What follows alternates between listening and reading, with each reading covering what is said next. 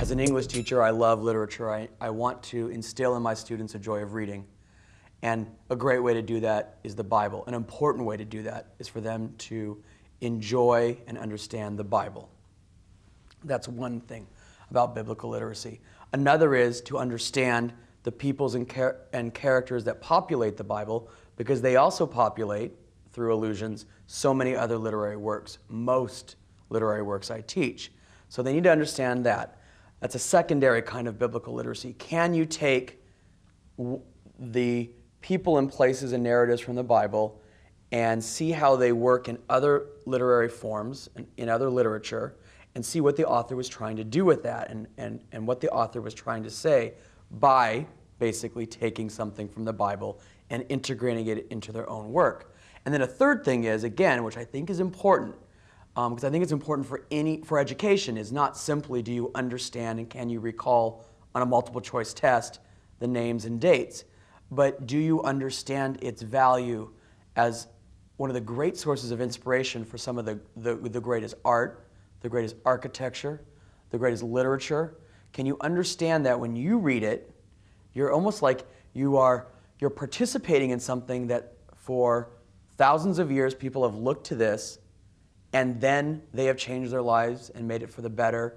And I'm not speaking religiously at all. I'm speaking the words and how they were put together have inspired people to do some amazingly great things. I was very interested in it because as an English teacher, the novels that I teach, the works that I teach are so rich in allusion. And for me personally, I have sort of a layman's understanding of the Bible, but certainly not as great a depth as some people. And I felt, in a sense, that hindered my ability to teach the works as fully as they could be taught. So I felt that it would strengthen me professionally to attend the class and, to kind of deepen my understanding and use that in turn to strengthen my teaching. It is really true that students who don't have a foundational understanding of some of the archetypal stories in the Bible miss out when they're reading a piece of literature. Students who don't understand an allusion are getting only one piece of a story. They're getting the concrete level of what's happening in a story. And when an author places something as an allusion in a story, when they are assuming that you are bringing resonant pieces of what a symbol or a reference means, if a student doesn't have that, they don't have what the author intended at all in the story. And so, for instance, we were just the other day talking about a particular story where a character washes his hands of a situation. And I said, okay, so what does that mean? What does it mean when you wash your hands of something? And I got everything from ivory, it's 99.6% pure, to, oh, they just want him to be really clean, right? And I said, okay, but what's really going on here? There's an allusion here. Do any of you know what that is? And there were a few kids who did, and they said, isn't that like, and then they kind of hesitate and they go, isn't that like Pontius Pilate? And I said, absolutely, who is he? What did he do? When did he wash his hands? What did he wash his hands of? So we brought that story into class. We talked about what was going on there.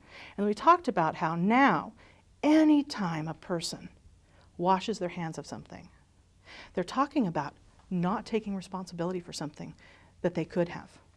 And that piece, when you're talking about Christ's death, and I'm washing my hands, I'm not going to take any responsibility for this, and then allowing that to lead to the crucifixion, which it does. That piece is really powerful, and you don't use that as an author unless you really want someone to see that this is a serious flaw in that character, that they're not going to stand up for what's right. They're going to bend to the crowd, that they're not going to do the thing that they need to do. Our goal in creating our curriculum for the literature of Western civilization was to get kids to understand that here in American culture we are not without culture. We have a very rich culture that has been built on thousands of years of culture that has come before it. And so getting the kids to understand allusions of all kinds has been a huge part of our course of study.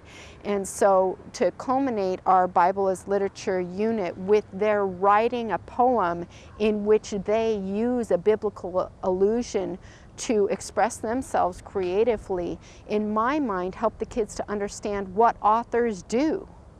then when they come upon a biblical allusion in a poem like Wilfred Owen's, they'll really pick up on it right away. They'll connect with that author. They'll say, that author has used this biblical allusion. I know what that's like because I've done it too. And so I really love the way they could use literary analysis at the same time putting their creative energy into it to connect not only to the Bible but to other contemporary authors.